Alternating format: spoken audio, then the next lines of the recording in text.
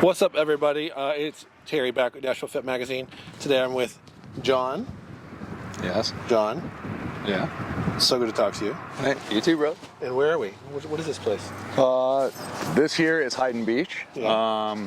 We have 6 sand courts, pretty much for all ages. Young kids, 8, 9, 10, all the way up to adults. And we run a program here, an academy basically, for high school girls and younger. And that's the main part of our facility. And we're looking into starting some boys at that age too. Yeah. And then we also run a lot of adult programs. So where are we? So we're at your spot, but where in Tennessee is this? This is considered Spring Hill, okay, right on the edge of Murray County and Williamson County. And that's important because we want people to come down here. Oh yeah. Right? It's just a quick 30-minute drive from downtown Nashville. Yeah. I know this because I just did it. Perfect. So how'd you get into coaching on this level? Tell me a little bit about yourself. Well, my background, I've been a professional athlete my entire life. I went to college to play volleyball, and then from there I joined the U.S. national team for indoor. And then I always wanted to end up playing on the sand. And so after I went to 2 Olympics, 96 and 2000, and after that, played overseas one more year. They have some good leagues over there. And then I came home and started my beach career. So during that time on the beach, you never know how long your career is going to last, but I always felt like I wanted to be a coach or a teacher somehow growing up. Yeah. And this kind of fit right into it, going from my career to transitioning to showing people how to play. So what was it like playing in the Olympics? So give me a little, 'cause it sounds prestigious. Yeah. It is pretty prestigious. I played in the 96 Olympics here in Atlanta. Yeah.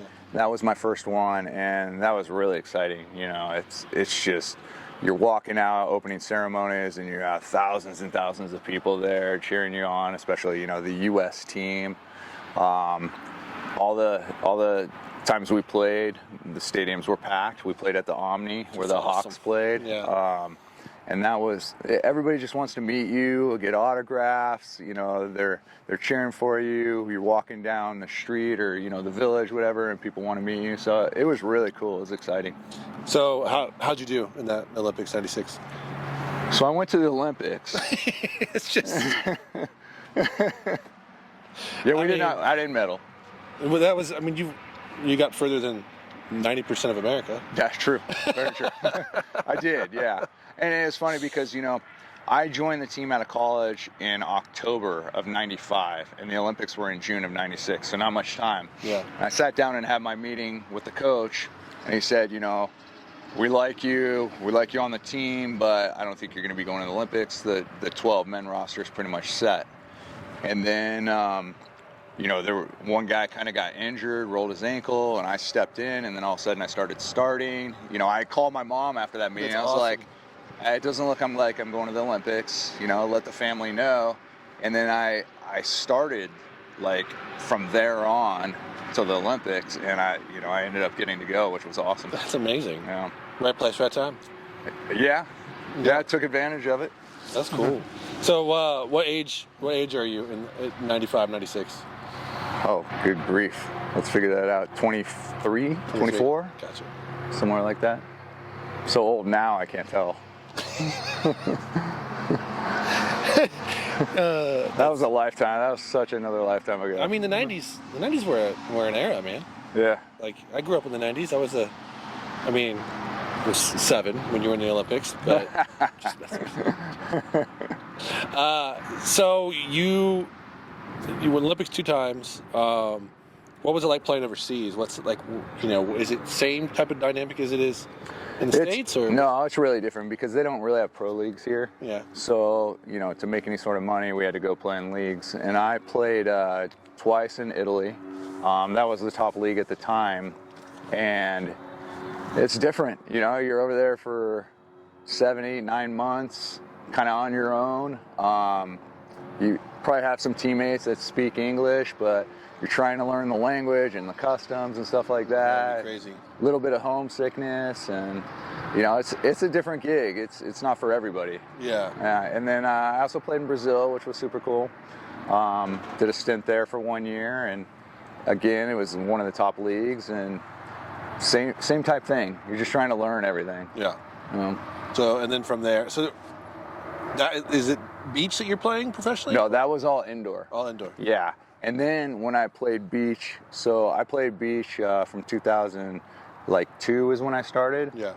And then our domestic tour went bankrupt in 2011, before 2011.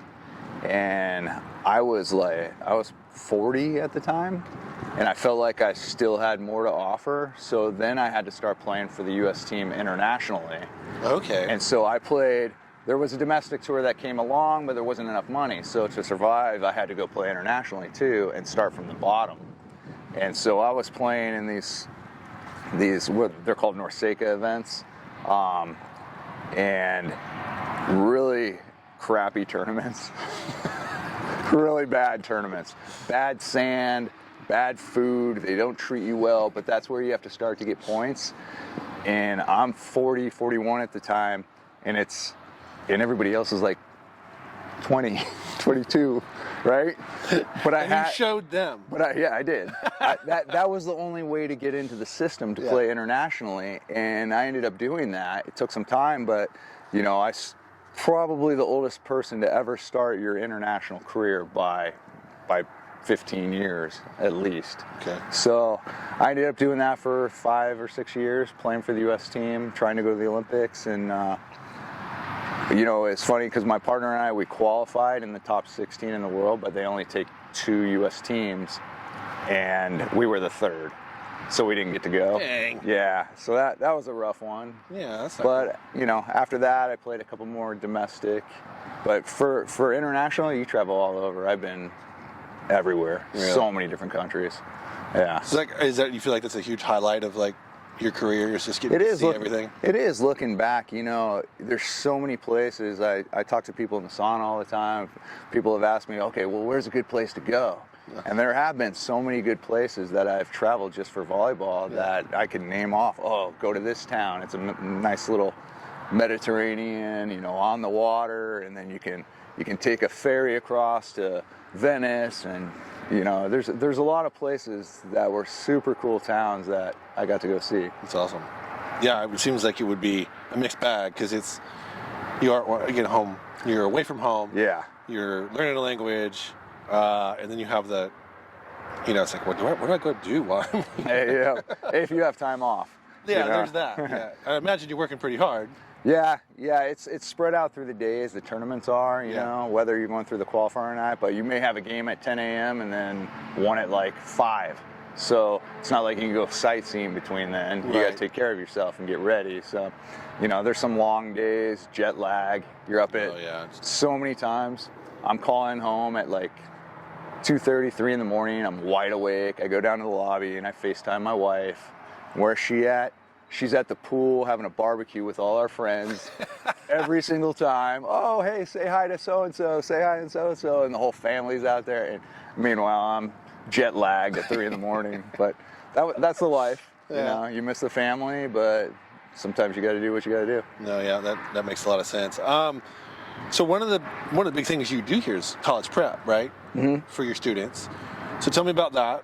So is that like what you aimed to do when you started, or is that just like you know? That's pretty much it. You know, when you want to be a coach for the juniors, most of them that play are trying to go on to college and play.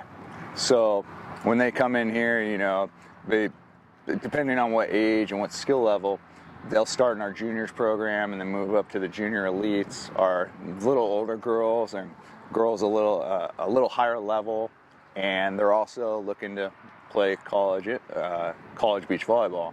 So, you know, I personally know a lot of the coaches out there for college, so I can just call them on the phone and say, hey, you got to take a look at this girl, or what do you think of her, and stuff like that. So I have all the guys that used to play and girls professional at beach are becoming college coaches. Nice. So it's nice to have that kind of contact. You got a little funnel there. Yeah. So, and you know, they'll reach out to me too about players that I've coached, and it's really good because, you know, it's such an easy in. Even if girls are writing emails and video, Right. if I put the call in, it really helps them out. I imagine there's a level of efficiency too from here to a coach that you know, and they call you and they're like, well, tell me about this player, personality, you know, work ethic, right? Like you're in essence helping them coach better too. Yeah, for sure. You know, they respect my word. They respect my coaching, so they know I'm going to be straightforward with them on these girls. And, you know, if they haven't seen them too much, and we'll actually try and get these girls to college camps so they can get in front of those coaches. Gotcha. You know. So how many, so how long have you been here as far as been open in this location? I want to say 4 years. I'm looking at Courtney, my director, right now. 4 years? Almost 5? Going on 4. June will be 4. The years they run together. Yeah, well, when you get older, they do. So thus far, how many girls have been committed to college for a scholarship? That's a good question too. Courtney, you have any idea? 17. Dang. 17 going to college. Yeah. I was looking at your board over there, and I couldn't. Yeah, My eyes are no good. I couldn't count that many people. Yeah, we either got to make the picture smaller or get a bigger board I because had to take my shoes off to count to 17. So here we are. That's awesome, man. Yeah. 17. Yeah, it feels good, you know, helping them out get there. It feels like, it feels like a leg up in life. Like, that's a pretty big deal. It is a big deal, you know, especially since we're so new, you know. We just started and we're growing the program, but not that many girls have been through here, and we've been able to, you know, help them out. Yeah.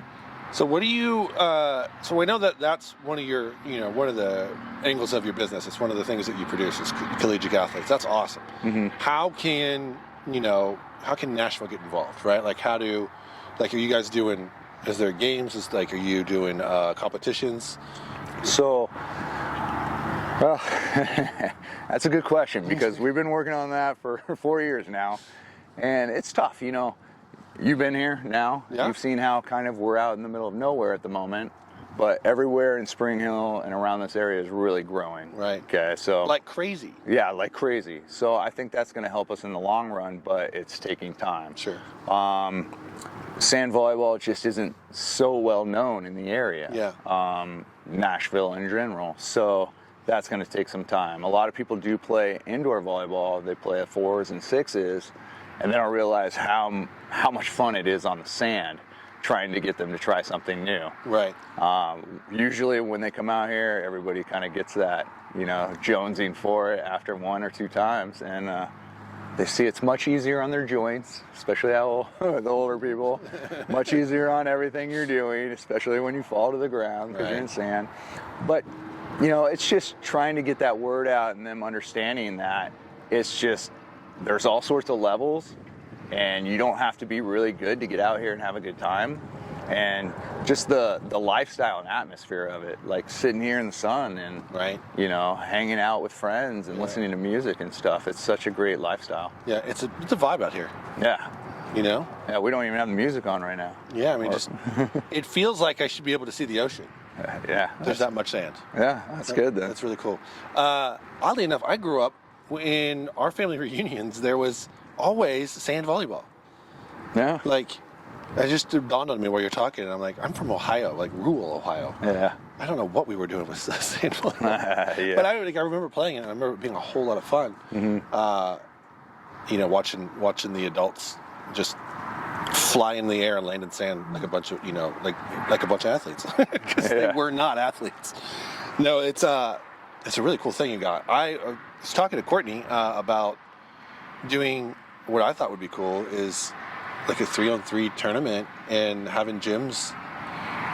You know, they can either train their clientele to compete, or you get gyms to battle it out for to see who wins the title.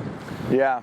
Could be. Could be a lot of fun. No, it would be a lot of fun because then there's a little smack talking going on, and you know, there's just that. You know, they're itching to compete.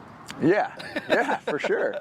You know, there's a lot of different types of leagues you can do, and we just haven't been able to get it going. You know, you can have church leagues coming down. Right. We have a couple companies that actually come down for 8 weeks in a row on Monday nights. People come down, just their company, and do some stuff. And you could do bar leagues, and there's plenty of different ideas that we can do. It's just a matter of trying to get a few people from each of those to commit to 8 weeks of playing volleyball once a week. So. Yeah. Well, I hope this video helps. So, how do people find out more about what you're doing out here? Like, what's the Instagram handle? Well, I'll give you Courtney's personal number because she really doesn't do much. She just sits around waiting for people to call. Yeah, I found her hiding in the shed over there. Yeah, she has a lot on her plate. But hydenbeach.com. Okay. Our website's there. It's pretty easy to navigate, find out about events and tournaments and all that stuff. We have a couple people, administration, Courtney's one of them, that get back to you like that on email. Everybody says we're pretty efficient here, so it's nice. We're on Instagram, Hyden Beach, at Hyden Beach. I'm still learning these things. I'm not great on social media. I mean, it feels like you shouldn't have to say the at, but I'm asking a question. Is it at Hyden Beach? And then Facebook is same, at Hyden Beach. I probably should give her a raise. We'll talk about that later. Not on camera, please. So yeah, for all y'all watching, we're down here in this beautiful place. We're right off of, what's the name of this road? This is Lewisburg Pike, 431. There you go, Lewisburg Pike. So, and you're right next to Hustle Factory. Yeah, Joe P. Road, Lewisburg Pike. There you go. Yeah. There's really no excuse. Come down here and check this place out. Easy to get here. It's a nice drive. Yeah.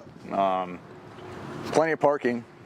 There's lots of parking. Yeah. And I will say, maybe I'm speaking prophecy here, but a 3-on-3 tournament. Let's see who the best is in Nashville. I like it. Let's get these gyms out here throwing down. I think it'd be a lot of fun. Yeah. So. Yeah, another thing is, we got lights, as you can see, Yeah. and during the summer, night tournaments and stuff like that are the best. Being outside playing when it's warm out, it's no better feeling. No, it sounds like a lot of fun. Yeah. Well, I appreciate you being available for the interview. Of course. We're gonna hang around and we're gonna play some volleyball here in a minute. So, thanks everybody for watching, and make sure you go follow John and check out what they're doing down here. Until next time, we'll see you later.